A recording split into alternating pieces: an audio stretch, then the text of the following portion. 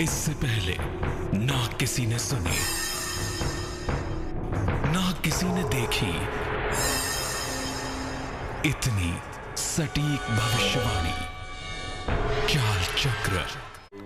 नमस्कार, बहुत स्वागत है आपका। आप देख रहे हैं चाल चक्र और मैं हूं आपके साथ शैलेंद्र पांडे। वसंत के ऋतु की शुरुआत हो चुकी है और वसंत ऋतु में सबसे महत्वपूर्ण जो पर्व है वो है वसंत पंचमी। कल वसंत पंचमी है और हम आपको एक दिन पहले ही ये बताएंगे कि इस बार वसंत पंचमी पर आप कौन से उपाय करें ताकि आपकी बहुत सारी मनोकामनाएं पूरी हो सकें। चाल चक्र में आज क्या खास है, चलिए बताते हैं आपको। चाल चक्र में आज बात करेंगे वरदान की वसंत पंचमी के बारे में।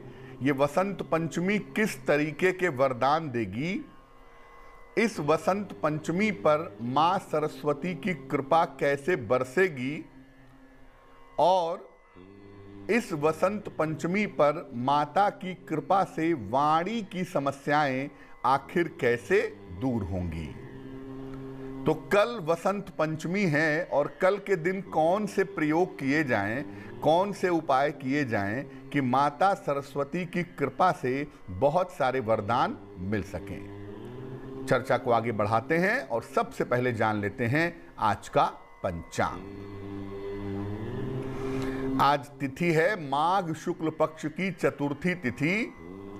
नक्षत्र है उत्तरा भाद्रपद, शाम को 6:29 तक। इसके बाद रेवती नक्षत्र। चंद्रमा मीन राशि में संचरण कर रहे हैं। राहु काल का समय सवेरे के 7:30 से तकरीबन 9 बजे तक। पूर्व दिशा की तरफ आज यात्रा करने की मनाही है, लेकिन अगर यात्रा करना जरूरी है, मजबूरी है, तो जरा सी मिश्री खाकर और भगवान का स्मरण करके यात्रा करेंगे तो मुश्किल से बचे रहेंगे। सबसे पहले वसंत पंचमी पर चर्चा करें, उसके भी पहले जान लेते हैं कि वो टेलीफोन नंबर कौन सा है जिस पर कॉल करके आप कार्यक्रम में जुड़ सकते हैं। हमारा नंबर है 0120-480-7333 012048073333। चलिए ये जानते हैं कि वसंत पंचमी का त्योहार क्या है और वसंत पंचमी की महिमा क्या है।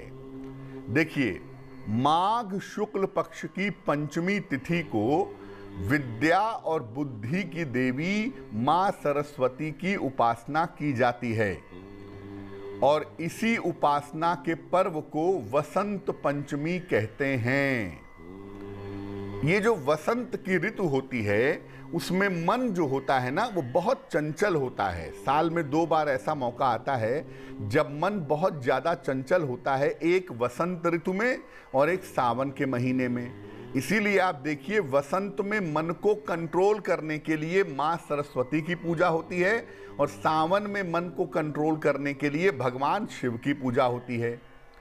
तो माघ शुक्ल पक्ष की पंचमी तिथि को वसंत पंचमी का पर्व मनाते हैं और ये साल के अत्यंत शुभ काल में से एक है। वसंत पंचमी, अक्षय तृतीया, फुलेरा दूज और देवोत्थान एकादशी, ये साल के ऐसे मुहूर्त हैं जिनको अबूझ मुहूर्त कहा जाता है। ऐसा माना जाता है कि इसमें विवाह, निर्माण और जितने भी शुभ कार्य हैं वो किए जा सकते हैं। यानी शुभ कार्य करने के लिए वसंत पंचमी का जो पर्व है, वसंत पंचमी का जो मौका है, वो बड़ा महत्वपूर्ण माना जाता है। ऋतुओं का संधिकाल होता है, शिशिर ऋतु की समाप्ति होती है और वसंत ऋतु की शुरुआत होती है। इसलिए इस समय ज्ञान और विज्ञान दोनों का वरदान मिल सकता है। इसके अलावा संगीत का, कला का और अध्यात्म का आशीर्वाद भी वसंत पंचमी में लिया जा सकता है। शास्त्र कहते हैं कि अगर कुंडली में विद्या बुद्धि का योग नहीं है या शिक्षा की बाधा का योग है तो इस दिन विशेष पूजा करके उसको ठीक किया जा सकता है। यानी वसंत पंचमी के दिन अगर आप माँ सरस्वती की विशेष रूप से पूजा करें तो आपको विद्या बुद्धि का ज्ञान का वरदान प्राप्त होगा।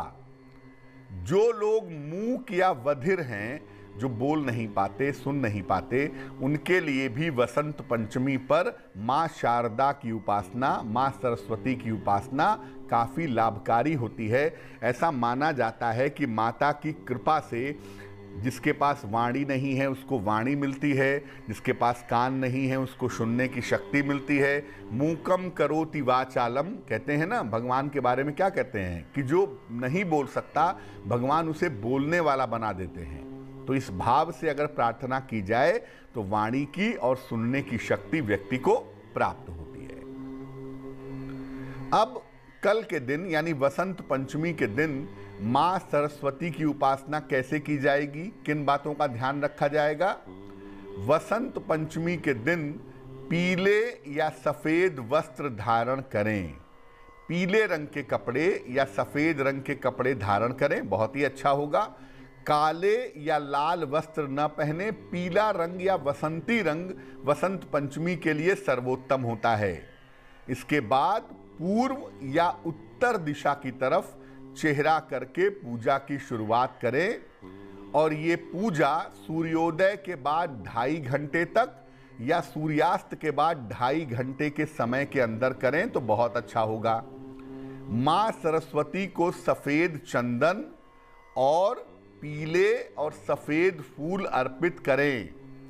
माँ सरस्वती को जो भोग लगाएंगे उसमें मिश्री, दही, लावा और खीर हो सकती है। बहुत सारे लोगों के यहाँ वसंती चावल बनते हैं, मीठे चावल बनते हैं, वो भी आप माँ सरस्वती को अर्पित कर सकते हैं। इसके बाद माँ सरस्वती का जो बीज मंत्र है ओम ऐं नमः, या दूसरा मंत्र है ओम ऐं सरस्वत्यै नमः, इस मंत्र का जप करें। मंत्र जप करने के बाद प्रसाद ग्रहण करें और माँ सरस्वती से प्रार्थना करें कि आपको विद्या का, बुद्धि का, ज्ञान का वरदान प्राप्त हो। अब ये जानते हैं कि अगर एकाग्रता की समस्या है, कंसंट्रेशन की प्रॉब्लम है, क्योंकि ये प्रॉब्लम बहुत कॉमन है। आप किसी भी उम्र में पढ़ने जाइए, आप बचपन में पढ़िए, नौजवानी में पढ़िए, प्रौढ़ावस्था में पढ़िए, पढ़ते समय एकाग्रता भटकती है, मन इधर उधर भटकता है। तो क्या करें अगर एकाग्रता की समस्या है? जिन लोगों को एकाग्रता की समस्या है वो नियम बना लें कि वसंत पंचमी से रोज सवेरे माँ सरस्वती की वंदना करेंगे। वसंत पंचमी पर शुरू करें और उसके बाद रोज सवेरे नहा करके माँ सरस्वती की वंदना करें। या कुंदेन्दु तुषार हार धवला या शुभ्र वस्त्रावृता, ये माँ सरस्वती की वंदना है। इसको आप वसंत पंचमी से शुरू करके रोज सवेरे करिए। और बुधवार को माँ सरस्वती को सफ़ेद फूल अर्पित करें, ऐसा एक नियम आप बना लें और इसकी शुरुआत अगर वसंत पंचमी से करें तो आप देखेंगे आपका जो कंसंट्रेशन है, आपकी जो एकाग्रता है वो बेहतर होनी शुरू हो जाएगी। अगर सुनने की या बोलने की समस्या हो तो क्या करना चाहिए? सोने या पीतल का एक चौकोर टुकड़ा ले लें। किसी भी स्वर्णकार भाई के यहाँ से एक सोने या पीतल का चौकोर टुकड़ा ले लें। इस पे माँ सरस्वती का बीज मंत्र लिख दें। बीज मंत्र है ऐं। ए पर बिंदु, ऐं हो जाएगा। इसको उस पर लिखवा लें। लिखवा के बाद गंगा जल से धो लें। पीले या लाल धागे में इसको गले में वसंत पंचमी पर धारण कर लें। लेकिन याद रखें, अगर आप गले में ऐं मंत्र धारण करेंगे तो इसको धारण करने पर मांस मदिरा का प्रयोग नहीं करेंगे। ये एक बड़ा अद्भुत तरीके का यंत्र बन जाता है और जब आप इसको प्रयोग करते हैं तो सुनने या बोलने से संबंधित अगर कोई समस्या होती है तो वो समस्या निश्चित रूप से दूर हो जाती है। अगर आप संगीत या कला के क्षेत्र में सफलता पाना चाहते हैं तो क्या करेंगे? देखिए, केसर ले लीजिए और केसर को अभिमंत्रित कर लीजिए। कैसे अभिमंत्रित करेंगे? केसर को एक पात्र में मां सरस्वती के सामने रख दें और इसके बाद 108 बार एक मंत्र जप लें, ओम ऐं सरस्वत्यै नमः। इस मंत्र को आप जप लें और जप करने के बाद अपनी जीभ पर इसी केसर से ऐं लिखवा लें। किसी धार्मिक व्यक्ति से या माता से अगर अपनी जीभ पर आप ऐं लिखवा लेते हैं तो इससे कला संगीत के क्षेत्र में, ज्ञान विज्ञान के क्षेत्र में सफलता की प्राप्ति होती है।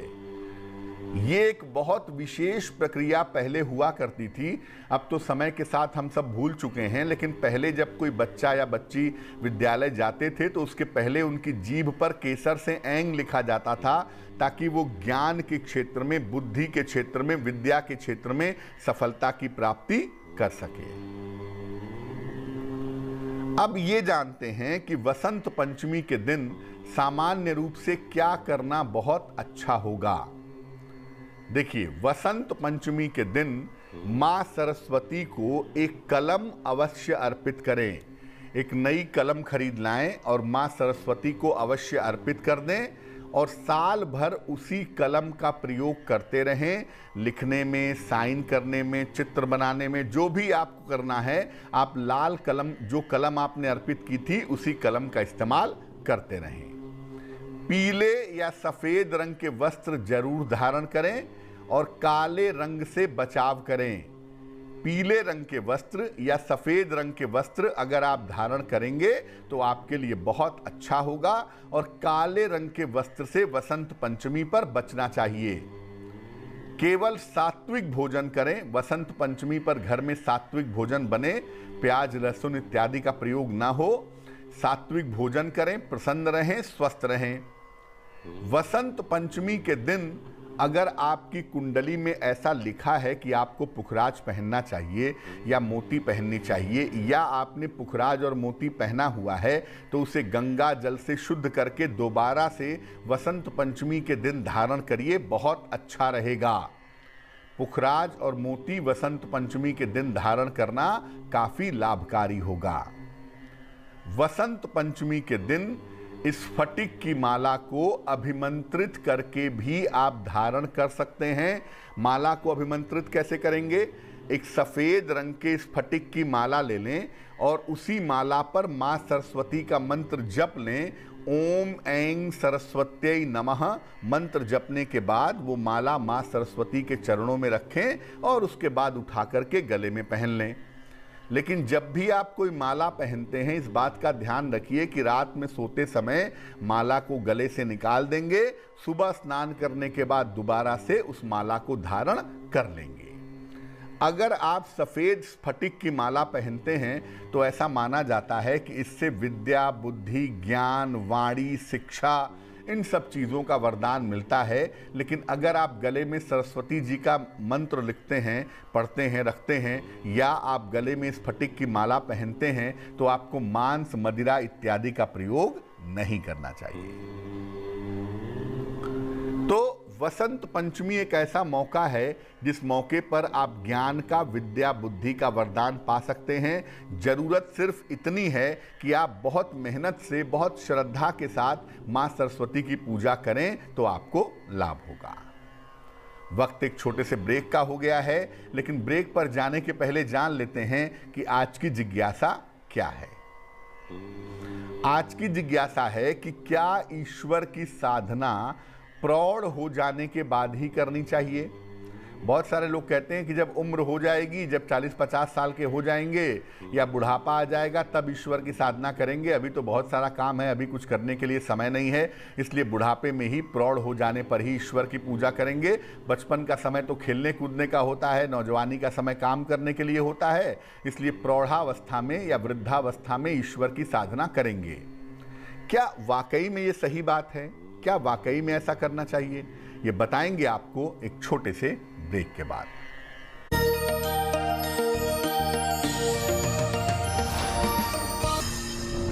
इससे पहले ना किसी ने सुनी, ना किसी ने देखी इतनी सटीक भविष्यवाणी। चाल चक्र। स्वागत है आपका ब्रेक के बाद। ब्रेक पर जाने के पहले हम वसंत पंचमी के बारे में चर्चा कर रहे थे और वसंत पंचमी के विशेष प्रयोगों के बारे में आपको बता रहे थे। इस समय एक दर्शक हमारे साथ जुड़ रहे हैं, जिंद से मुकेश हैं, उनसे बात करते हैं। मुकेश जी, स्वागत है आपका, बताइए। नमस्कार जी गुरुजी, मैं मेरी लड़की का और लड़के के दोनों के बारे में पूछना चाहती थी। पहले आप लड़की के बारे में पूछिए। जी, लड़की की मेरी डेट ऑफ बर्थ है जी 2005 11वां महीने की 1 तारीख और रात के 12 बजे के करीब का जन्म है जी। 1/11/2005। जन्म का समय क्या है? 12 बजे जी। कहाँ पे जन्म हुआ है? जन्म उसका जी मेरा घर होया था बदाना गांव है, जींद जिला में है। जिंद में। पूछिए क्या प्रश्न है? जी, प्रश्न ये है, लड़की मेरी 15 साल की हुई है और उसके दिमाग में कोई ऐसे अभद्र विचार से चले जाते हैं। मैं उसके बारे में पूछना चाहूँ कि ऐसी सोच क्या है उसकी। अभी क्या कर रही है आपकी बेटी? मेरी गुड़िया जी 15 साल की हुई है, 10वीं क्लास में पढ़ती है। देखो, आपकी बिटिया की जो कुंडली हमारे पास बन पाती है, ये कुंडली कर्क लग्न की है और राशि आपकी बेटी की बनती है तुला राशि। सूर्य चंद्रमा बहुत निकटवर्ती अंशों में हैं, तो जन्म लगभग अमावस्या के आसपास का दिख रहा है। और चंद्रमा जब कमज़ोर हो जाता है तो एक तो मन चंचल होता है बहुत ज़्यादा, और चंद्रमा के कमज़ोर होने से ये भी दिक्कत होती है कि व्यक्ति का मन स्थिर नहीं होता या मन में ज़्यादातर निगेटिव विचार या नकारात्मक विचार आने शुरू हो जाते हैं। चंद्रमा की वजह से यहाँ पर प्रॉब्लम दिख रही है। लेकिन एक बात अच्छी है कि बृहस्पति इनका अच्छा है और बृहस्पति इनका मंगल को एस्पेक्ट भी कर रहा है, तो करियर, पढ़ाई इनकी आने वाले समय में ठीक होगी, इनको सफलता की प्राप्ति होगी, उसमें चिंता करने की आवश्यकता नहीं है। इनके मन वाले पार्ट को, इनके मन के कंसंट्रेशन वाले पार्ट को ठीक करने के लिए आप अपनी बिटिया को एक मूंगा बनवा के पहना दीजिए। तकरीबन 8 से 10 रत्ती का देसी मूंगा तांबे के या सोने के लॉकेट में लाल धागे में डाल करके मंगलवार को सवेरे इनके गले में पहनाइए और अपनी बिटिया को एक आदत डलवाइए कि वो नित्य प्रातः अगर सूर्य भगवान को जल चढ़ा सके तो उसके लिए बहुत अच्छा होगा, बहुत सुंदर होगा। वक्त एक और छोटे से ब्रेक का हो गया है और ब्रेक के बाद वापस आएंगे तो आपके कुछ और प्रश्नों के उत्तर देंगे, साथ ही साथ बात करेंगे कि आज का दिन आपका कैसा जाने वाला है।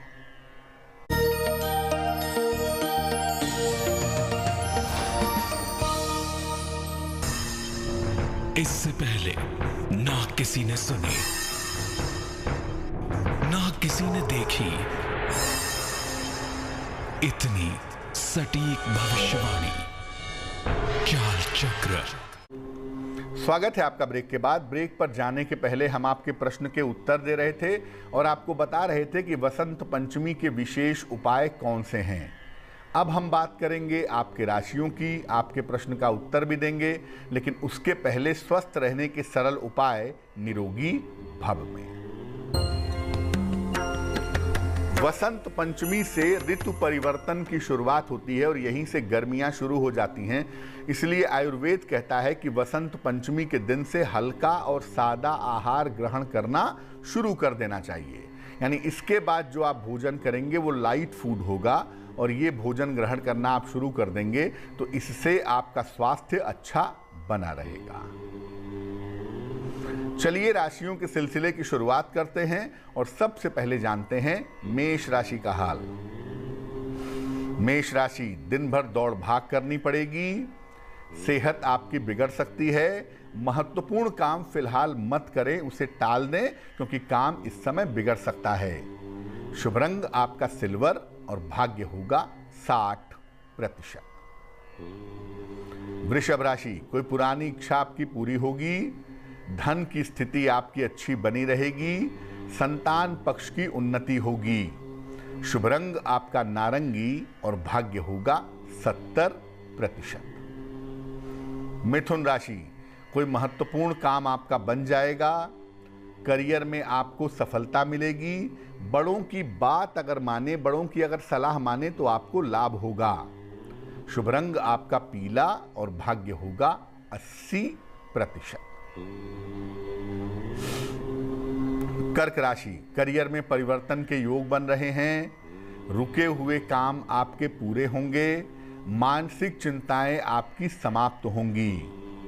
शुभ रंग आपका सफेद और भाग्य आपका साथ निभाएगा 75%। सिंह राशि, परिवार में वाद विवाद हो सकता है। नौकरी में विवादों की नौबत आ सकती है।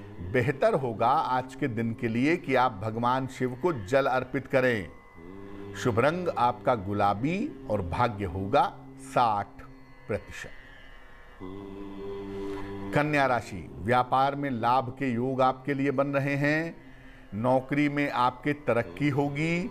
सहयोगियों के साथ आपके रिश्ते अच्छे होंगे। शुभ रंग आपका हरा और भाग्य आपका साथ निभाएगा 70%। तुला राशि, आर्थिक स्थिति में सुधार होगा। मन आपका प्रसन्न रहेगा। जिम्मेदारियां आपकी बढ़ी रहेंगी। शुभ रंग आपका लाल और भाग्य होगा 65%। वृश्चिक राशि, मानसिक चिंताएं समाप्त होंगी। करियर की स्थिति में सुधार होगा। धोखे से सावधान रहें, इस समय करियर में धोखा मिल सकता है। शुभ रंग आपका क्रीम और भाग्य होगा 75%। धनु राशि, प्रेम और रिश्तों पर अपने ध्यान दें।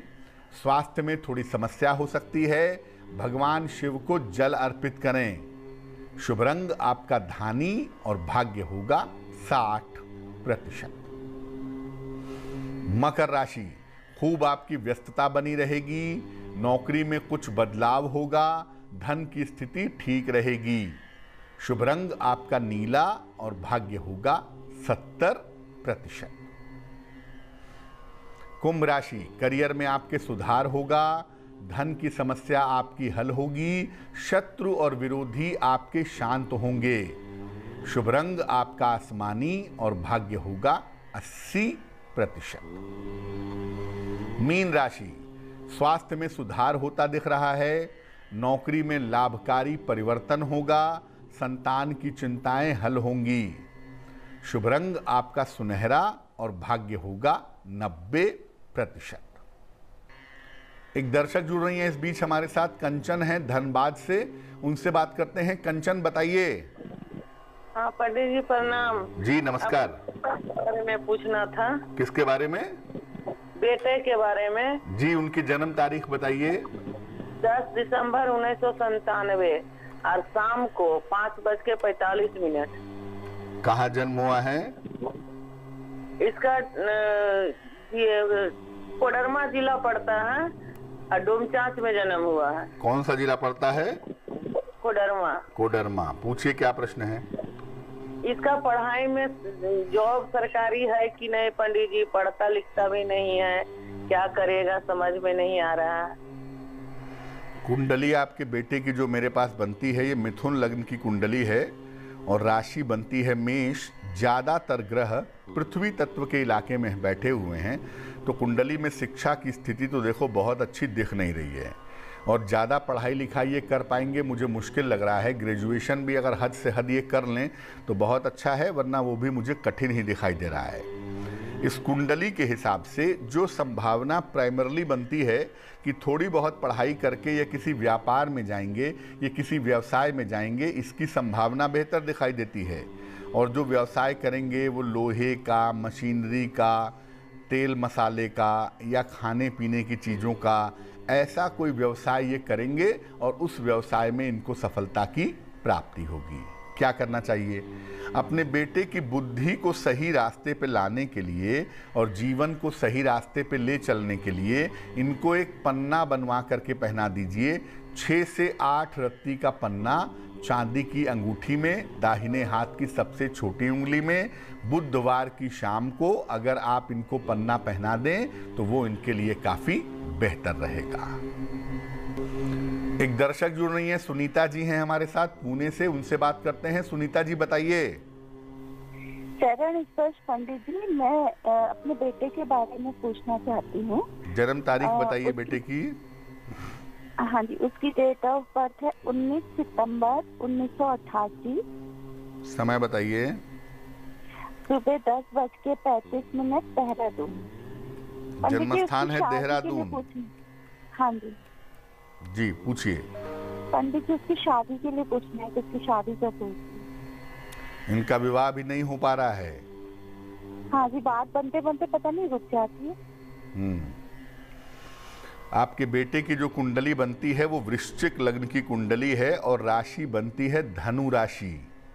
इस कुंडली के हिसाब से इनके विवाह का समय अप्रैल के महीने से शुरू हो रहा है, तो इस साल के अंत तक जाते जाते इनके विवाह की संभावना बनती है और ऐसा लगता है कि अप्रैल के बाद इनकी शादी कभी भी फाइनल हो जाएगी और इस साल के अंत तक विवाह हो जाने की संभावना दिखाई दे रही है।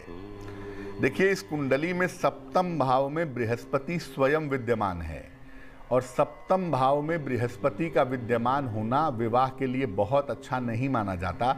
अगर विवाह हो भी जाए तो वैवाहिक सुख में दिक्कतें पैदा होती हैं। इसलिए बुद्धिमानी ये कहती है कि जब भी शादी की जाए कुंडली मिलाकर के सोच समझ करके विवाह का निर्णय लिया जाए तो वो इनके लिए ज़्यादा बेहतर होगा। करियर वाला पक्ष इनका अच्छा दिखाई दे रहा है और भविष्य में करियर में काफ़ी तरक्की करेंगे। करियर वाले स्थिति में कोई प्रॉब्लम की बात नहीं दिखती है। फिलहाल आप अपने पुत्र को एक रत्न बनवा के पहना दें, उसे कहते हैं ओपल।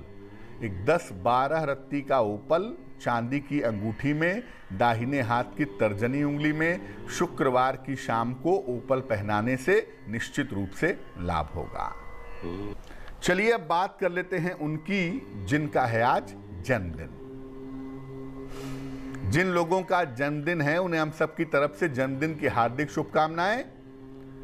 आने वाले वर्ष में करियर में परिवर्तन के योग बन रहे हैं। धन और कर्ज की स्थिति में सुधार होता दिख रहा है। स्वास्थ्य में भी इस साल थोड़ा उतार चढ़ाव दिख रहा है। बाकी मामले ठीक हैं, लेकिन स्वास्थ्य का थोड़ा ध्यान रखिएगा। ये साल संतान प्राप्ति के लिए और विवाह होने के लिए काफी उत्तम है। क्या करना चाहिए? पूरे साल भर भगवान विष्णु और मां लक्ष्मी की एक साथ संयुक्त उपासना करें तो आपके लिए बेहतर होगा। चलिए अब जान लेते हैं आज की जिज्ञासा और इसका समाधान।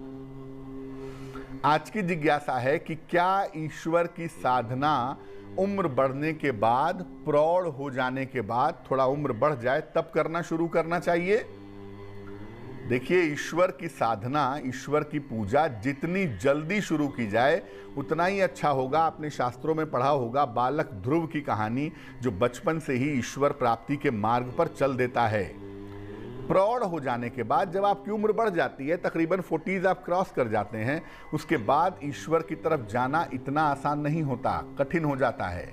और अगर बुढ़ापे में साधना शुरू की है तो उसमें तो शुरुआत करना बिल्कुल फायदेमंद नहीं होता और शुरुआत हो भी नहीं पाती है, क्योंकि एकदम से आपका मन किसी नई चीज को स्वीकार नहीं कर पाता है। तो जब जागो तभी सवेरा, जितना जल्दी ईश्वर की साधना उपासना करना आप शुरू करें उतना ही ज्यादा बेहतर होगा।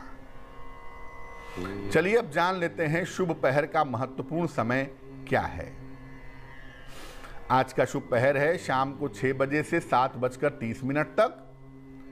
इस समय में शिव मंत्र का यथाशक्ति जप करें, आपके स्वास्थ्य की स्थिति में सुधार होगा। लेकिन करेंगे शुभ पहर में ही, और वो समय होगा शाम को 6 बजे से 7:30 के बीच में। तो आज के लिए चाल चक्र में बस इतना ही। स्वस्थ रहिए, प्रसन्न रहिए, अपना बहुत ध्यान रखिए। मुझे दीजिए इजाजत और आगे जरूर देखिए रिश्तों की कहानी संजय सिन्हा के साथ। नमस्कार।